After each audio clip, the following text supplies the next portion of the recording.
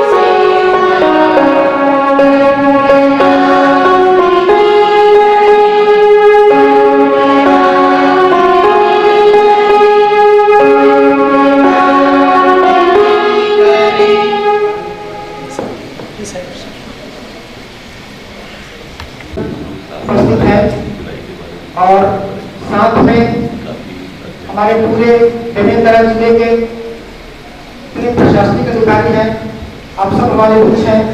मैं सबसे पहले हमारे बीच आदरणीय श्री कलेक्टर हरदेव गोयल जी हैं, उनका परिचय दे दूं। आप मृदु स्वभाव और समयबद्धता के लिए जाने जाते हैं। शिक्षा में आपकी विशेष रुचि है और बेमेतरा के पूर्व आपने रायगढ़ और कांकेर जिले का सफल नेतृत्व किया है। बहुत कम लोगों को पता है कि संसाधनों की नियुक्ता के बाद भी कांकेर जिले की शिक्षा को बोर्ड परीक्षा में प्रदेश में शीर्ष स्थान पर स्थापित करने जिस प्रज्ञा प्रोजेक्ट को प्रदेश के साथ अन्य राज्यों में सराहा जा रहा है, उसके प्रणेता आप हैं। छात्र हित और उनके भविष्य के लिए हर संभव को साकार करने में सतत प्रयासशील रहना आपका स्वभाव है। तो मैं समाधान महाविद्यालय की सेक्रेटरी आदरणीय श्री अलका तिवारी जी से निवेदन करूंगा, आप माननीय कलेक्टर महोदय जी का स्वागत करेंगे।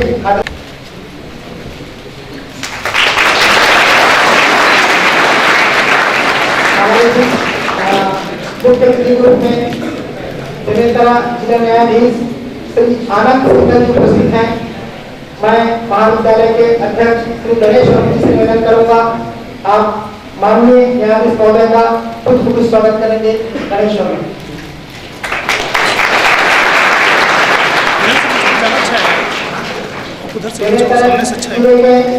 माननीय शिक्षक महोदय श्री धर्मेंद्र जी विराजमान है। मैं स्वयं महाविद्यालय की ओर से आदरणीय गर्ग सर का स्वागत करूंगा।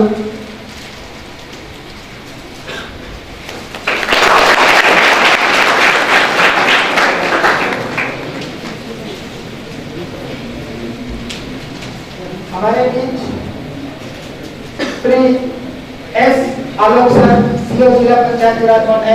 मैं समाधान महाविद्यालय के प्राचार्य महोदय से निवेदन करूंगा, आप माननीय आलोक सर का कुछ स्वागत करेंगे। आदरणीय प्राचार्य महोदय डॉक्टर प्रणाल यादव।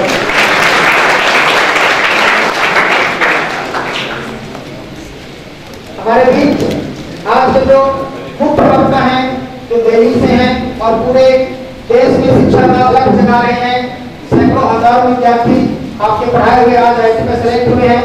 आज मुख्य वक्ता के हमारे विराजमान है दिल्ली से श्री अवनीश सक्सेना जी।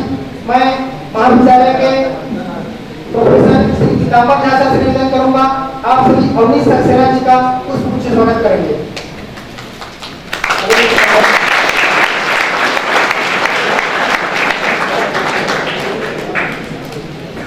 हमारे बीच तहसीलदार श्री प्रवीण तिवारी जी भी, उनका भी आप महाविद्यालय से स्वागत करते हैं। अब मैं बिना किसी देरी के संक्षिप्त में महाविद्यालय का परिचय दे दूं। पिछले 2 वर्षों से एक कैरियर गाइडेंस सेमिनार महाविद्यालय में आयोजित है। पिछले वर्ष लगभग 2200 विद्यार्थी लाभान्वित हुए थे। लगभग ये कैरियर गाइडेंस सेमिनार दिसंबर और जनवरी माह में आयोजित होता है। इसमें रोज पूरे बेमेतरा जिले के 150 विद्यार्थी रोज आते हैं। ये दूसरा साल है। इस बार हम लोगों ने 2.5 से 3,000 विद्यार्थियों को लक्ष्य दिया है।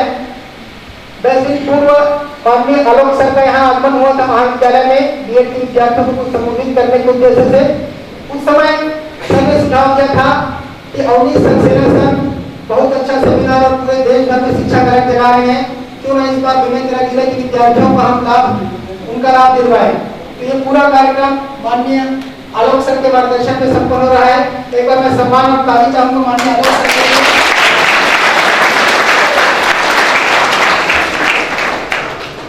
समाधान महाविद्यालय की स्थापना मैं थोड़ा सा परिचय करा दूं।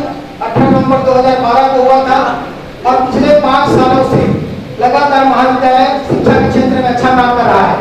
ये पूरे बेमेतरा और छत्तीसगढ़ के लिए गर्व का विषय है। लगभग 140 बीएड कॉलेज हैं पूरे छत्तीसगढ़ में, जिसमें 2012 से लेकर अभी तक लगातार समाधान महाविद्यालय की स्थान टॉप 10 में है, प्रथम 10 महाविद्यालय में पहले वर्ष से ही। और जहाँ एक और यूनिवर्सिटी का रिजल्ट अगर 65% 70% होता है, तो समाधान महाविद्यालय के रिजल्ट पिछले 2 सेशन से बीबीए का लगातार 100% रहा है।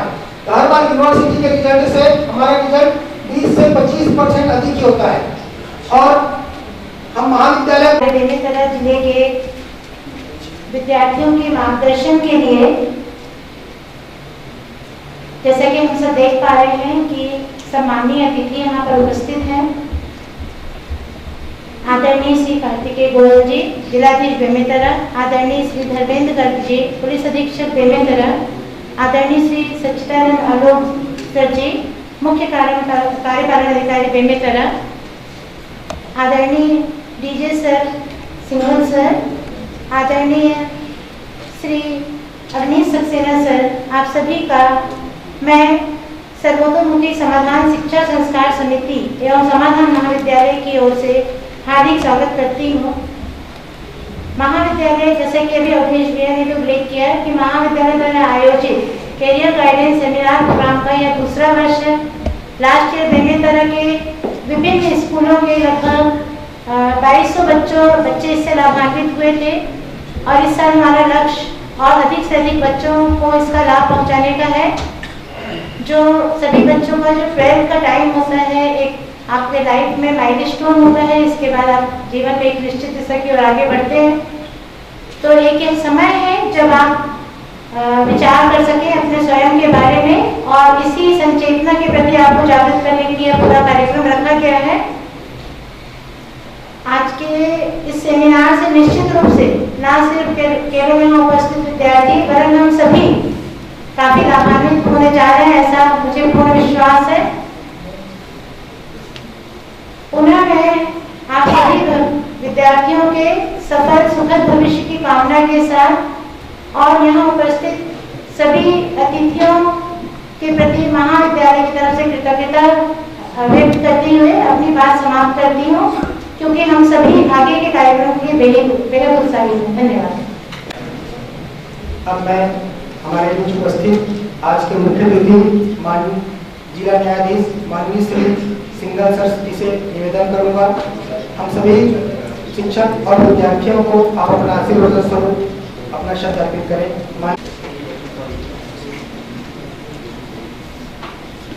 मंचस्थ हमारे साथी महाविद्यालय परिवार के सभी संस्थापक, अध्यापक, प्राचार्य, प्यारे बच्चों, मुझे जानकर बहुत खुशी हो रही है कि बेमेतरा जैसी जगह में ये कोर्स इस प्रकार का कार्यक्रम आयोजित हो रहा है। उससे ज़्यादा मैं भी खुद सौभाग्यशाली हूँ कि ऐसे अवसर पर आप लोगों के बीच आ सका हूँ। मुझे बताया गया कि अवनीश सक्सेना साहब आ रहे हैं, अवनीश सक्सेना साहब, मैं कहा हम उनको सुनने के लिए जाएंगे। ये रुचि थी मेरी भी, और एक शुरू से बच्चों के करियर को लेके एक चिंता कहिए, एक सोच कहिए, बचपन से मेरे मन में रही है। बिना किसी ज्ञान के, बिना किसी मार्गदर्शन के किसी ऊंचाई पर पहुंच पाना संभव नहीं होता है। कर्म और भाग्य दोनों में एक संतुलन रहता है, लेकिन कर्म प्रबल होता है।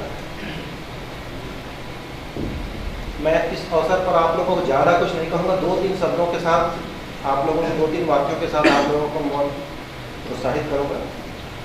आप लोग जानते होंगे कि ये जो आप लोग की एज है बहुत बड़ा टर्निंग पॉइंट है। बहुत सारी जिज्ञासाएं आपके मन में रहती हैं, बहुत सारे असमंजस आपके मन में रहते हैं कि बड़े होकर मुझे ये बनना है।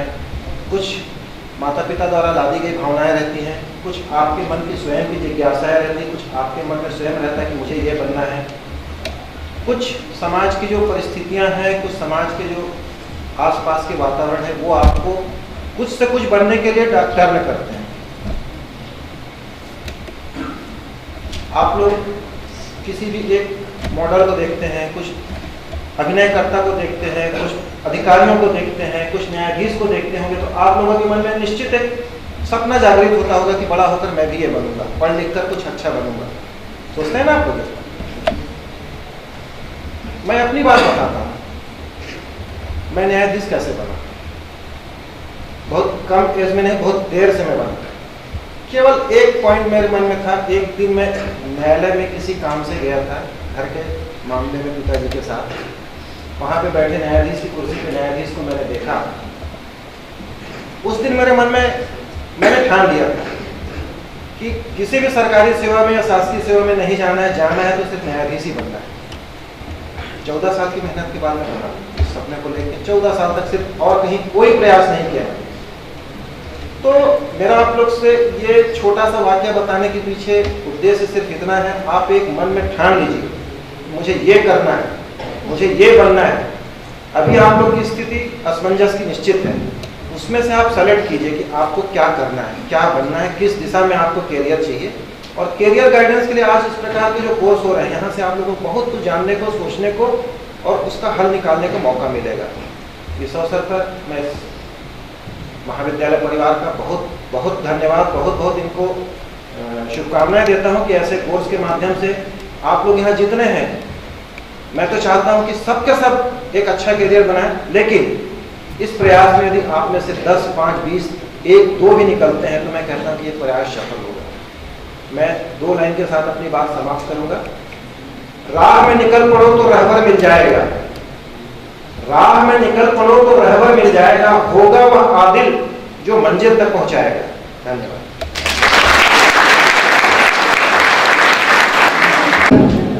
आपका बुलंद बहुत सराहनीय और प्रेरक रहा।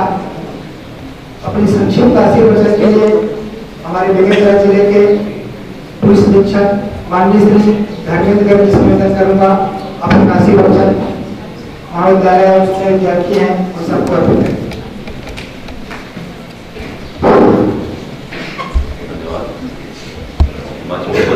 आदरणीय डीजे सर, आदरणीय कलेक्टर सर, आदरणीय